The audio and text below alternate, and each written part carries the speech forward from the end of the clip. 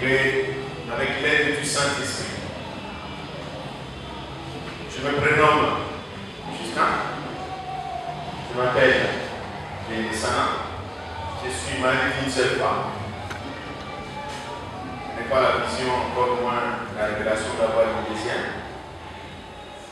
Je suis croyant pratiquant, membre de la communauté internationale des hommes d'affaires de l'évangile gospel. Je suis sur le plan professionnel, je travaille au cabinet du chef de l'État. Qu'est-ce que je veux dire? Je vous aime. Amen. Amen. Bien, je vous vois, vous êtes un peu trop crispé.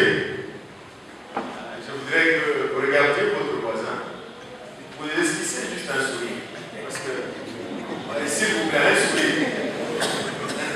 Peut-être que c'est le premier qui le reçoit le matin.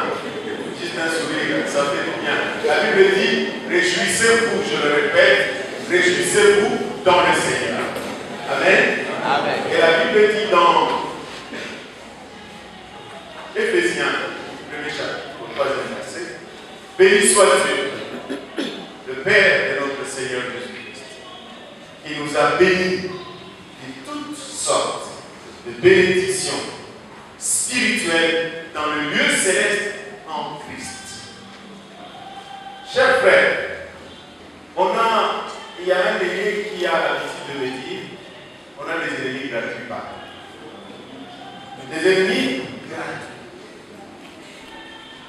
Tu marches avec assurance, ça élève certaines personnes.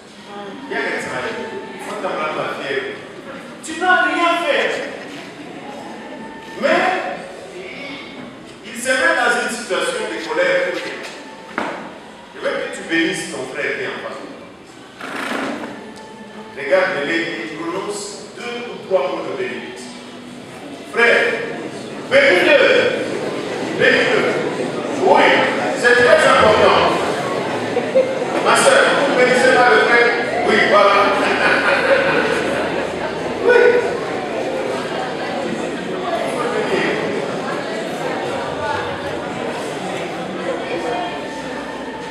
Vous savez, les lecteurs de la Bible le savent. L'histoire de Balaam et de Balak. L'objectif c'était quoi? Maudit Israël. C'était ça. Tous les efforts qui étaient faits, c'était pour qu'on maudisse Israël. Mais parce que Dieu, c'est que Dieu a déjà béni, personne ne peut maudire. Le monde du ténèbre travaille pour nous maudire. Nous qui sommes dans la lumière, nous travaillons pour vous bénir. Vous dites Amen.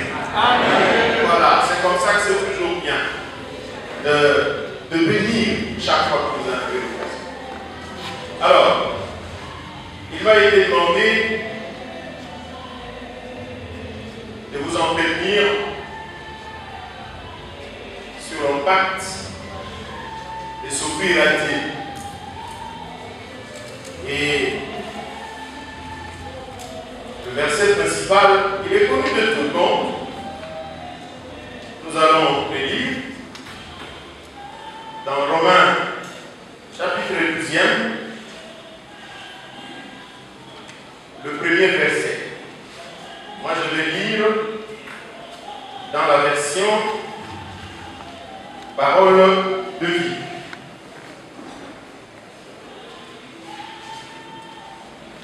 La Bible déclare que je vous exhorte donc, frères, par les compassions de Dieu, à offrir vos corps comme...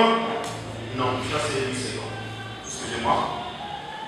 Parole de vie, c'est frères et sœurs chrétiens. Dieu est plein de bonté pour nous. Alors, je vous demande ceci. Offrez-lui votre personne et votre vie. C'est le sacrifice réservé à Dieu et qui lui plaît. Voilà le vrai but que vous devez lui rendre. Très chers frères et sœurs, toute personne, après avoir reçu Jésus-Christ dans sa vie comme Seigneur et Sauveur personnel, décide de cheminer avec le Seigneur. Car c'est bien de recevoir Jésus comme Seigneur et Sauveur, mais c'est encore mieux de savoir marcher avec lui. Et pour cela, ceux qui se consacrent à Dieu reçoivent 3 conséquences ci-après. La première, se consacrer à Dieu permet une connexion réelle et effective au Père, au Fils et au Saint-Esprit. S'offrir à Dieu permet deuxièmement de consolider notre relation personnelle avec Dieu et avec nos semblables. Troisièmement, s'offrir à Dieu permet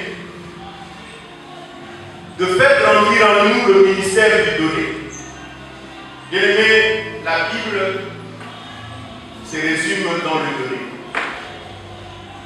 Les versets que tout le monde connaît et que personne n'ignore, Jean 3,16 dit, Dieu a tant aimé, il a fait quoi?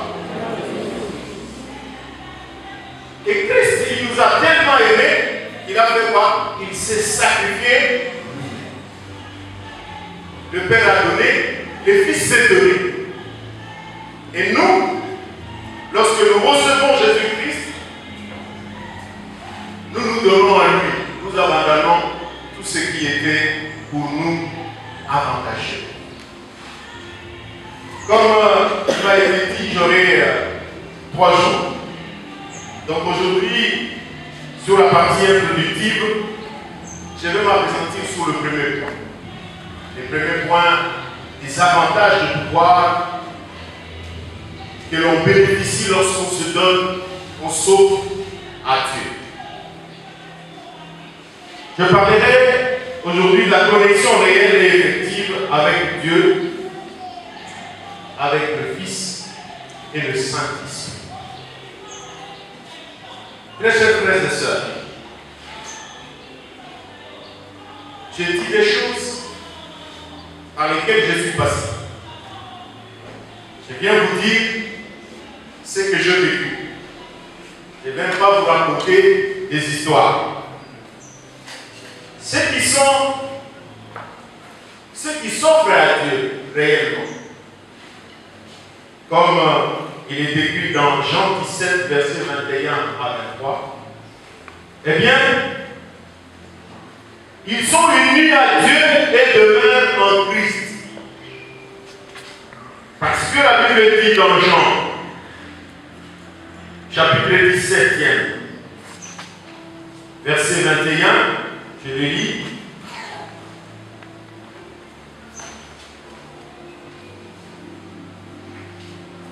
Vous m'excusez, voilà.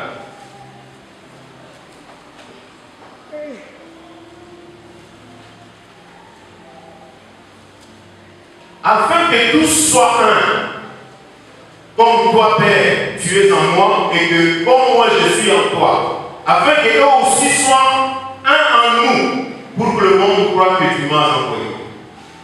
Je leur ai donné la gloire que tu m'as donnée, afin qu'ils soient un comme nous sommes un. Moi en eux et toi en moi, afin qu'ils soient parfaitement un et que le monde connaisse que tu m'as envoyé et que tu les as aimés comme tu m'as aimé. Bien-aimés, ceci veut tout simplement dire, lorsque nous marchons en unité avec le Christ, ça nous amène à une intimité avec le Seigneur. La première conséquence de l'unité avec le Seigneur, c'est l'intimité avec le Seigneur. Et cette intimité, nous la verrons comment? On l'acquiert premièrement par la prière. Depuis la chute de l'homme au jardin d'Éden, il n'y a pas de mécanisme par lesquels l'homme peut entrer en contact avec Dieu. C'est seulement au travers de la prière. Et la prière, bien aimée, vous le savez, ce n'est pas des dispositions protocolaires. C'est ouvrir son cœur et parler librement à Dieu. Ce n'est pas forcer les sourcils. Ce n'est pas faire la mortification. C'est un temps d'entretien avec le Seigneur. Et la prière se décline de plusieurs manières. Ça peut être une supplication. Ça peut être une intercession. Ça peut être une prière. Ça peut être une louange. Ça peut être une adoration. Mais pourvu que vous vous adressiez à Dieu, votre Père. Et bien aimé, je voudrais insister sur le fait qu'aujourd'hui, nous avons un gros avantage lorsqu'il faut compris. L'avantage, c'est que nous avons 3 intercesseurs. Le tout premier, comme il est écrit dans Jean 8, verset 34, Romains 8, verset 34, Christ est mort, bien plus, il est ressuscité. Il est assis à la droite du Père, intercédant nuit et jour pour nous. Le premier intercesseur que tu as, frère, retiens-le, c'est Christ à la droite du Père. Dis Amen. Amen. Le second, c'est le Saint-Esprit. Romains 8, verset 26. Il vient au secours de nos faiblesses. Parce qu'il sait que nous ne savons pas ce qu'il convient pour nous de dire dans nos prières. Il prie pour nous par des soupirs.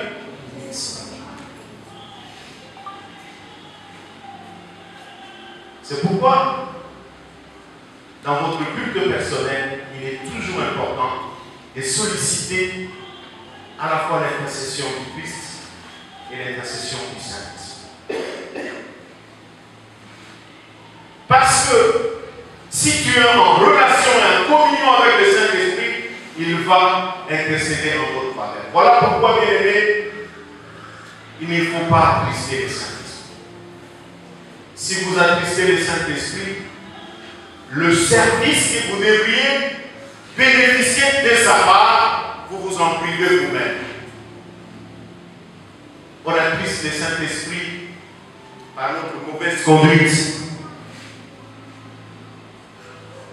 par une vie de duplicité. Vous risquez d'attrister le Saint-Esprit. Et vous vous souvenez, bien aimé, Pierre, le Seigneur l'a vu, il dit, Satan t'a réclamé pour te cribler comme le froment. Qu'est-ce que je fais? Je prie pour toi. Donc, dans son séjour sur la terre, Christ a intercédé en notre faveur. Mais aujourd'hui, comme il est assis à la droite du Père et il exerce sa sacrificature à perpétuité, il intercède encore et encore. Voilà pourquoi, bien aimé, pour créer la relation que vous offrez à Dieu, il faut avoir une très bonne relation avec le Saint-Esprit et avec le Seigneur Jésus. Le troisième intercesseur, c'est l'ange qui lui a placé dans cette église. C'est sa responsabilité de vous porter le pasteur, de vous porter dans vos prières, dans ses prières. C'est ça, c'est le travail qu'il fait. Seigneur, tu m'as donné les brebis. Je dois faire quoi? Prier pour eux. Il n'y a pas de métier difficile comme celui d'un pasteur. D'un côté, maintenant, on a mis ça à la tête. Pasteur, après ça va offrande, on a ça à la tête. Mais il s'est les autres dans la tête. Bah, je suis pas malade. Bah, je suis pas aussi malade. Mieux surtout dans mon cœur.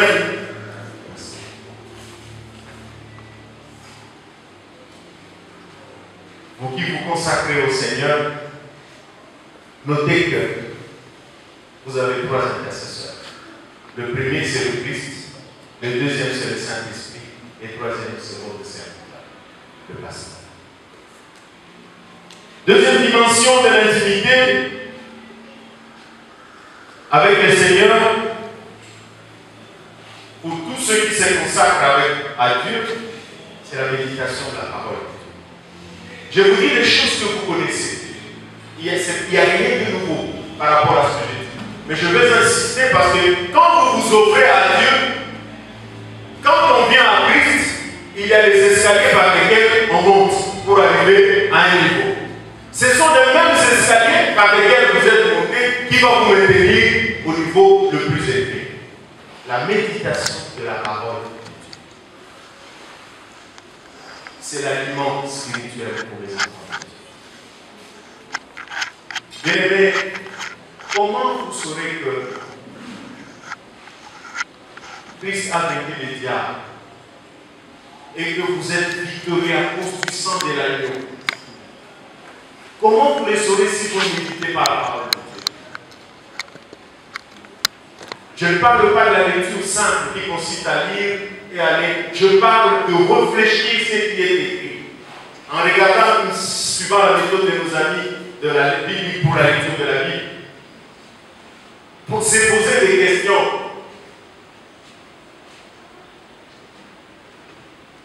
C'est important de méditer la parole de Dieu. Le psaume 119 dit: je sais ta parole dans mon cœur, afin de ne point pécher contre toi.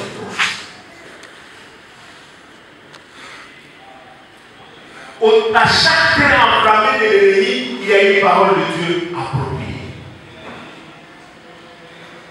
À chaque train enflammé de l'ennemi, il y a une parole de Dieu appropriée. Alors, comment avoir ces informations pertinentes qui peuvent vous sauver? C'est lorsque vous lisez et vous méditez régulièrement la parole de Dieu. Régulièrement la parole de Dieu. Ça vous permet de vous unir au Seigneur.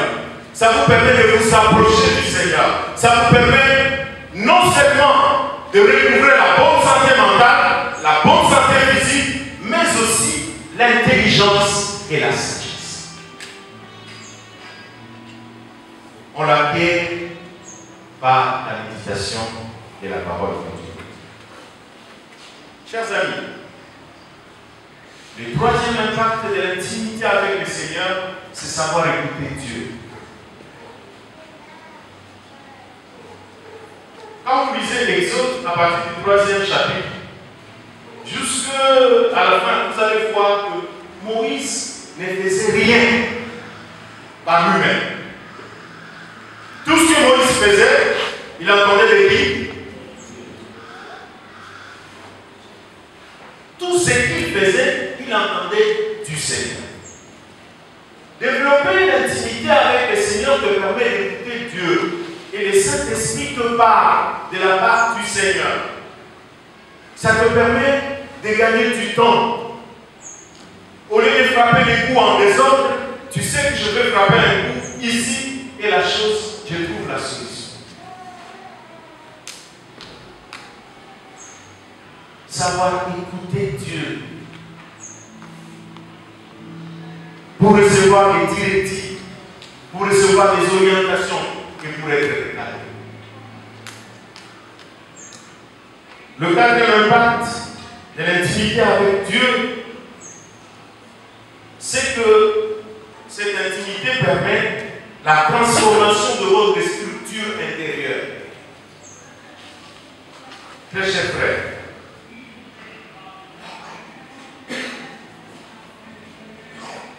nous sommes tripartites, corps, âme et esprit. Là où nous sommes sauvés, c'est au niveau de notre esprit. Mais l'âme travaille toujours en rébellion avec l'esprit. Il veut dominer l'esprit. Et le corps, agent extérieur, c'est un exécutant.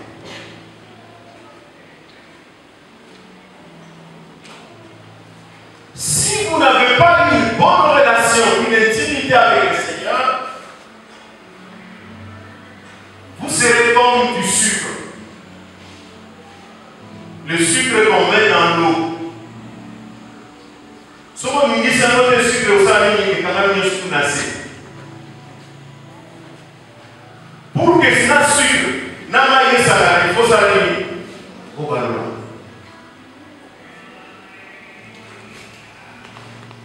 Alors, notre structure intérieure, si nous laissons l'âme, c'est comme on nous a enseigné nous. C'est comme c'est comparable à quelqu'un qui met un ballon sur une bassine d'eau. Si vous mettez le ballon, ça va flotter. Mais pour que le ballon s'enfonce, vous devez maintenir avec la main. Il suffit de lâcher pour que le ballon fasse quoi? Remonte à la surface. La nature humaine est rebelle. Pourquoi? Parce que les domaines sur lesquels le diable travaille, c'est les domaines de pensée. Il vient, il dessouffle des choses. Tu peux être avec moi ici dans ce culte, mais tu es déjà en Mazamou. Tu es ici présent, mais tes pensées sont où? En Mazamou. Comment fonctionne ta structure intérieure? Est-ce que ton cœur est préparé pour travailler en faveur de Dieu ou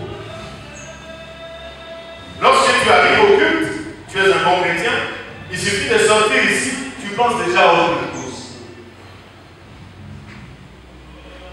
L'Hébreu dit, tout est à nu et à découvert au devant de celui à qui nous devons rendre compte. Tout est à nu et à découvert. Quelle est ta structure intérieure? Il est comme le pensée de son cœur. Dis-la. Est-ce que ton cœur élève le Seigneur? Est-ce que ton cœur donne la première place au Seigneur, comme le Seigneur disait à Nicodème? Il dit Nicodème, il faut, il n'a pas dit c'est pas négociable, il faut que le Fils de l'homme soit élevé. De la même manière, Moïse avait élevé les serpents des reins au désert et que tout celui qui était mordu avait le regard tourné vers le serpent et était sauvé. Il faut de même que le Fils de l'homme soit élevé. Donc lui donner la première place dans notre cœur, la structure intérieure qu'on ne voit pas, mais dont la résultante est physique, parce que la Bible dit c'est l'abondance du cœur que la bouche parle. Et Christ de continuer dans Jean 8, verset 28, il dit lorsque vous aurez élevé le Fils de l'homme, c'est alors que vous saurez qui il est. So, tout le monde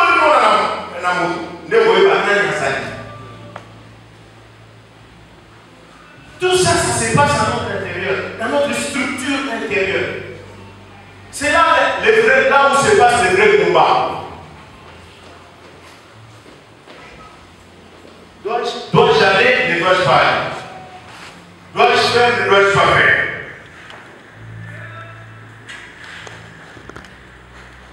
La structure intérieure.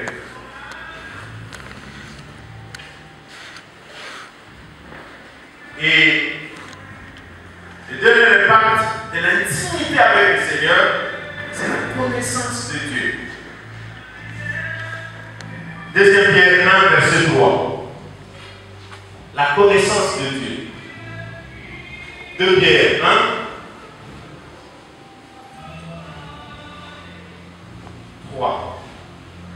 La Bible dit, et moi je lis, comme sa divine puissance nous a donné tout ce qui contribue à la vie de piété au moyen de la connaissance de celui qui nous a appelés par sa gloire et par sa vertu.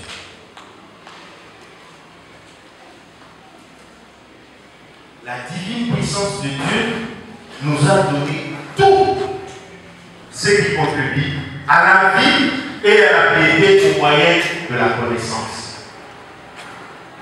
Bien-aimé dans le Seigneur, quand tu es attaché au Seigneur, ça améliore la vie du Seigneur. Tu sais comment Dieu te parle. Tu sais comment Dieu t'interdit de ne pas faire quelque chose.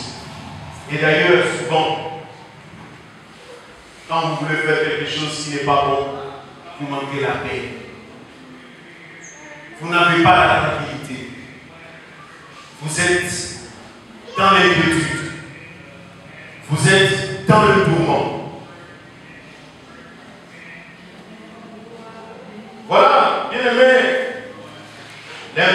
le premier impact qui est l'intimité,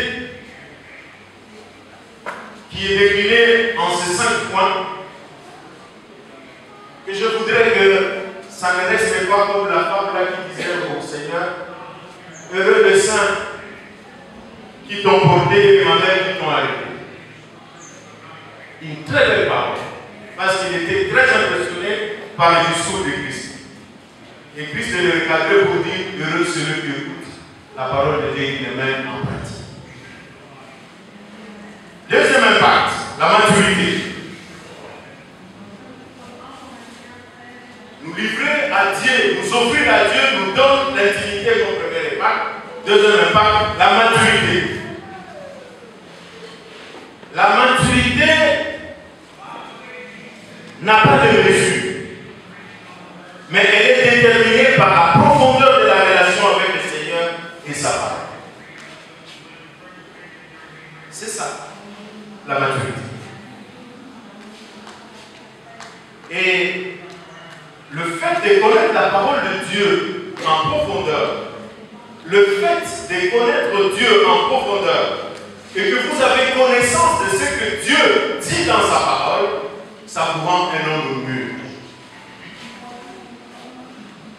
La maturité engage 3 acteurs. Le premier acteur, c'est Dieu.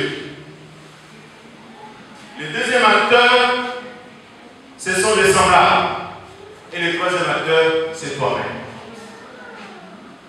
Un homme mûr, quand on dit nous sommes en train de vouloir construire, acheter un camp, un homme mûr, il ne va pas commencer à dire comment on va faire l'harmonie.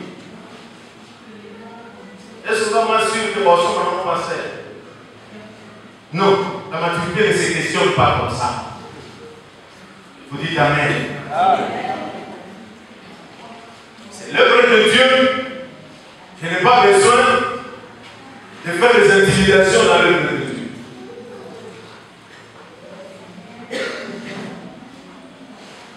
Envers le semblable, un homme mûr ne cherche pas à froisser ou à offenser l'autre. Un homme mûr, tout ce qu'il cherche, que lorsque son frère tombe, il lui tend la main, il fait quoi? Un homme mûr fonctionne comme ça. Pendant que tout le monde est en train de doiter la personne, mais un homme mûr compatit. Qu'est-ce qui peut me pousser à arriver jusqu'à poser tel acte? Peut-être qu'on ne l'a jamais écouté. Prenons le temps de discuter avec lui, prier pour lui, pour qu'il sorte de cette situation. La maturité n'est pas liée au titre. Ce n'est pas parce que je suis diacre depuis 15 ans que je suis mûr. Non. Ce n'est pas lié non plus à ce qu'on fait. La maturité est liée à ce qu'on est. Est-ce qu'on est d'accord? Ce qu'on est et ce qu'est son identité. Un homme mûr, parce qu'il est en relation avec le Seigneur, c'est quelqu'un qui ne fait pas n'importe quoi. Parce qu'on le regarde, on l'observe, il sait qu'est-ce que je vais sortir comme mot, qu'est-ce que je ne peux pas me dire, qu'est-ce que je vais, quel acte, avant de poser tout acte et de réfléchir, 7 fois. Il dit, comme on dit, tourner cette fois-là dans sa bouche avant de parler. Il ne peut pas dire n'importe quoi. Est-ce que ce que je veux dire, ça va édifier les gens? C'est comme ça que la Bible dit, le scandale est inévitable. Mais malheur à celui par qui le scandale. Un homme mûr, ça n'a pas lieu de le comparer avec les fonctions ou les titres. Mais la maturité est liée à ce que tu es et à ton identité.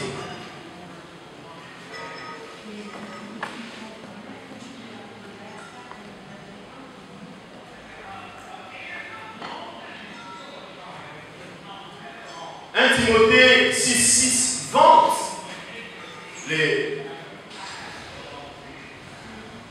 les avantages de la maturité.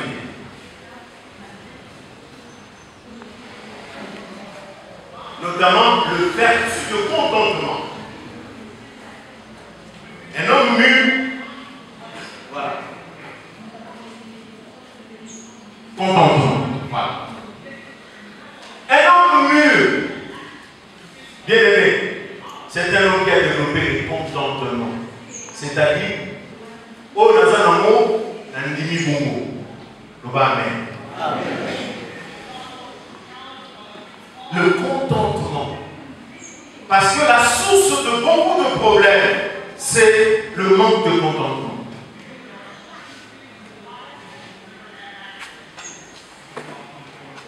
Je vais comparer ma bénédiction à celle du pasteur Mouchamayo.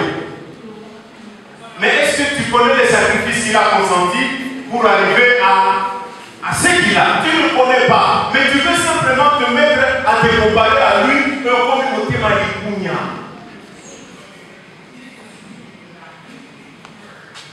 Le contentement. Le contentement veut dire trouver sa joie à ce qu'on a et ce qu'on est en attendant que Dieu donne plus. Nazan a dit 10 000 francs. Nasebe il a 10 000 francs. Nakumisila à partir il y a 10 000 francs. En attendant, on peut savoir combien? 100 000 francs.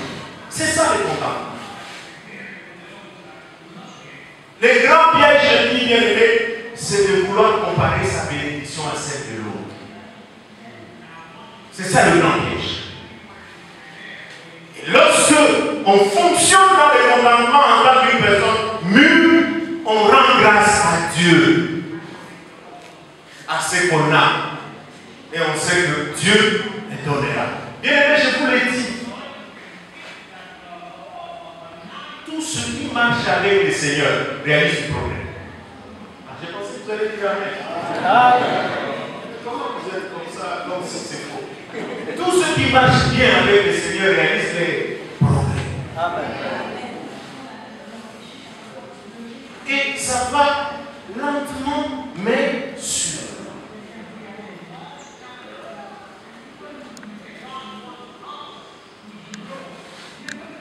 J'ai travaillé dans une entreprise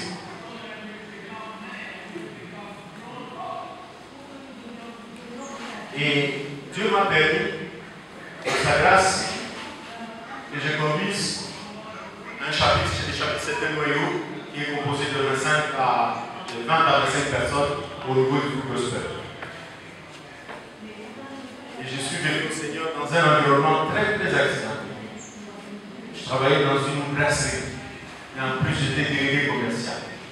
Vous imaginez un peu. Jeune célibataire. C'était vraiment la catastrophe.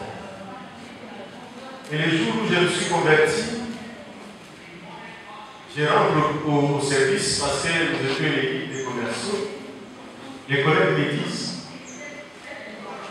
après le moment aux hommes de la mission. Je leur ai dit, je sais en qui j'ai cru. Il est capable de garder mon dépôt. Donc ça voulait dire quoi? Plus d'efforts, plus de ci, plus de ça. Tout ce que tu sais avec quoi tu devais vivre, c'est ton salaire. Mes frères, l'intégrité paie. Dites Amen.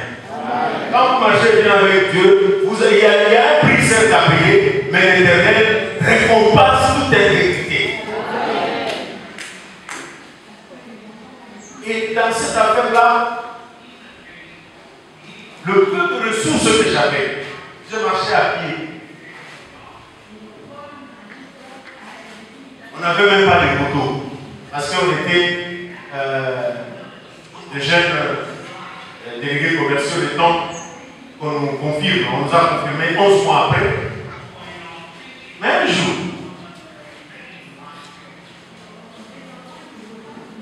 je vois qu'on me confie des responsabilités, je ne comprends pas. Je dis, mais personne ici, mais on confie toujours à moi des responsabilités, des responsabilités, des responsabilités. Et 4 mois plus tard, l'entreprise devait vendre des véhicules dont la valeur comptable était déjà élevée. Et c'était un véhicule d'occasion qui avait 50 000 km.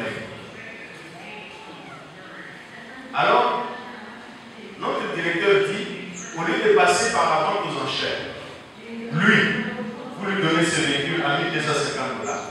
Et il va le payer en 3 ans. Vous comprenez la réalité? On met donc des véhicules, tous les autres véhicules on met vente aux enchères, c'est-à-dire c'est le prix des solutions les plus offrants. C'est le plus offrant. Mais moi on dit non, on définit pour moi, on met une condition particulière. 1 250 $ divisé par 36 mois. Donc, le salaire que j'avais n'était pas tel. Parce que c'était un véhicule gratuit pour moi. Donc, j'ai quitté les piétons pour avoir mon premier véhicule. Pourquoi? Parce que j'ai voulu marcher droit avec. Amen. Amen. La maturité, les contentements.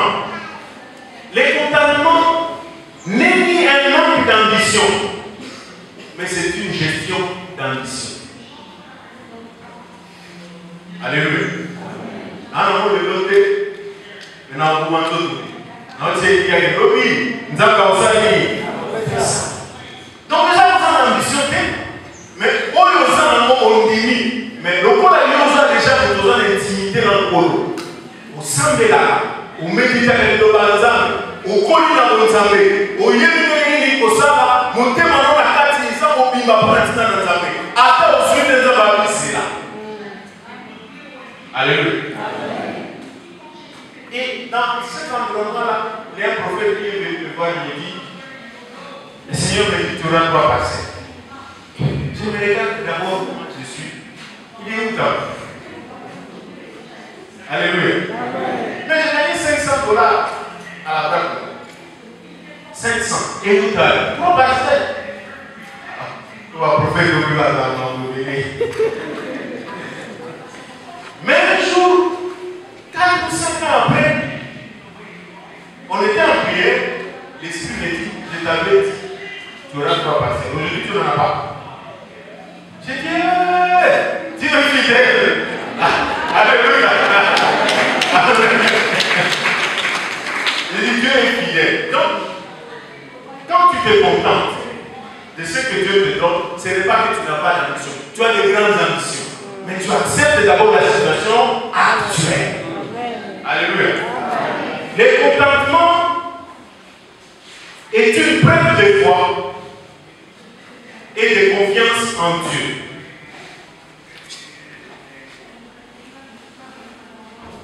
Bien-aimé, quand tu te contentes, tu crois que celui qui a fait la promesse est fidèle. Alléluia. Il ne ment jamais. En Dieu, il n'existe pas la possibilité de mentir. Ça n'existe pas. Il n'y a pas cette possibilité de mentir. Il n'est ni un fils de l'homme pour mentir, ni il ne ment jamais, il ne paie non plus, c'est le mentir. Il ne ment jamais. Il ne ment jamais.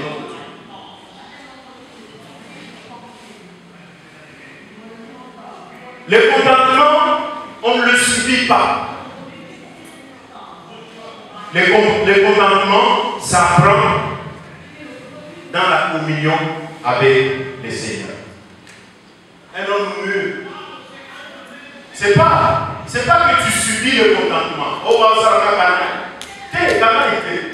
mais tu apprends à accepter cet état. Est-ce qu'on est d'accord? Bien aimé, le contentement, c'est place aussi par le fruit de l'esprit.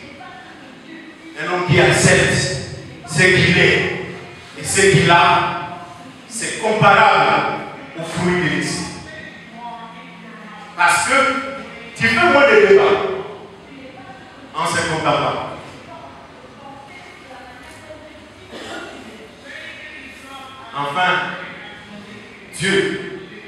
toujours le commandement. Dieu honore toujours le commandement.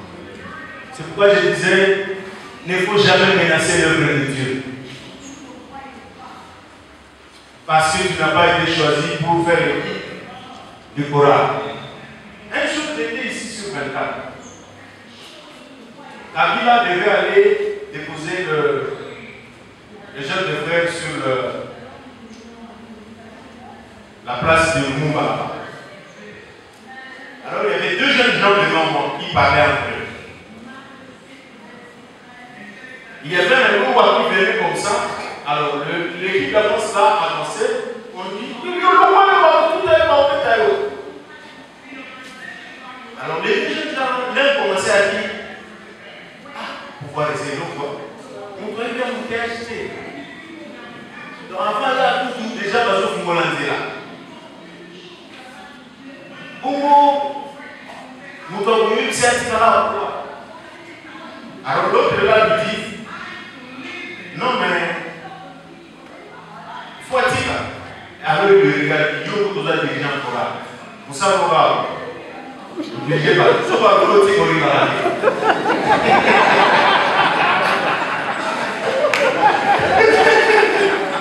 On lui a raté. Comment il est président à Ottawa? Ça m'a beaucoup fait. J'ai ri, mais j'ai beaucoup réfléchi. J'ai dit à cette échelle de responsabilité, quelqu'un ne veut pas appartenir. Il dit non, je suis là, j'ai été élu, donc je ne peux pas céder le poste, c'est moi le président. L'avantage psychologique au niveau de la chorale, il ne peut pas abandonner le poste. Donc, bien aimé, parce qu'on ne vous a pas choisi, il ne faut pas menacer les Dieu. Je suis là, on m'a été à la tête, et pourtant, maintenant, on pense à mon gras. Non! Non! Non! Ne menacez pas l'homme de Dieu, ne menacez pas l'œuvre de Dieu. Alléluia. Amen. Le troisième impact de se donner à Dieu à part la maturité, c'est que ça crée en l'homme la confiance en Dieu. La confiance en Dieu. Bien-aimé, il y a un verset connu de tous dans le psaume 37, verset 5. Nous le disons souvent. La Bible dit, recommande ton sort à l'Éternel, mets en lui ta confiance. Après, fais quoi? Trois paliers.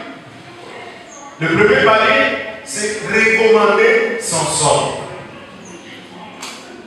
Mais la partie la plus difficile, c'est la partie mettre confiance.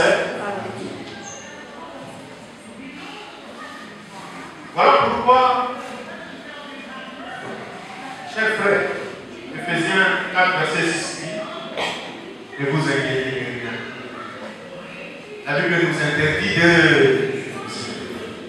Elle dit, dans toutes choses, faites connaître. C'est ça, le premier palier. Faites connaître à Dieu vos besoins. Par quoi? Par la prière. Suivi de supplication. Avec des actions. Si, bien aimé, dans votre culte personnel, vous ne savez pas apprendre à mettre confiance en Dieu pour que Dieu exauce, demandez au Saint-Esprit. Parce que le blocage, si tu vas payer la française, c'est terrible. Oh, l'éternel Dieu 3 fois 5. Ah! Ça n'existait pas. Mais tu vas impressionner, c'est lui qui a créé la parole. C'est lui-là même qui est la parole. Ça, c'est la rien. Apprenez à demander au Saint-Esprit de vous enseigner comment faire confiance à Dieu. Frère, la prière, ce n'est pas toujours recevoir, mais c'est aussi entendre Dieu vous parler. Il peut vous dire attends, vas-y, ou laisse. C'est ça. Alors, cette confiance s'est consolidée comment? Cette confiance s'est consolidée par les expériences du passé. Le frère Adam se fait dire, Otoni a lancé à mon âme de l'économie. On va prendre la Kinazan en fait à tableau. Qui n'a jamais vu la même Jésus? Ça veut tout simplement dire, le même Dieu qui t'a guéri de cette maladie-là, le même Dieu qui t'a donné la solution à ce problème-là, le même Dieu qui t'a donné ce mariage que tu as allé chercher tant, le même Dieu qui a donné l'intelligence à tes enfants, le même Dieu qui a solutionné les difficultés auxquelles tu te trouvais, c'est ce même Dieu que tu invoques pour la situation dans laquelle tu te trouves.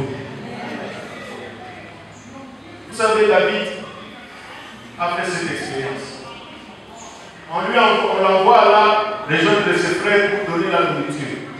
Il trouve qu'on est en train de vilipender les dieux vivants. David, mécontent. À côté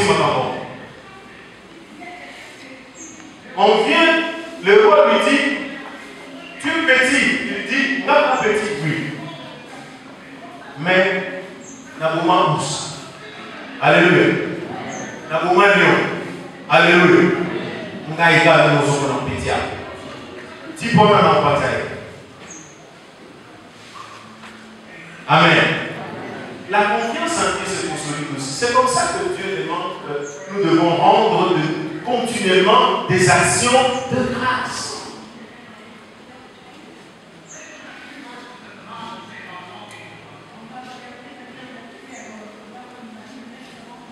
Bien-aimé,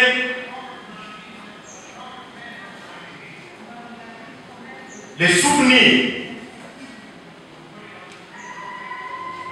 fortifient notre foi, consolident notre foi.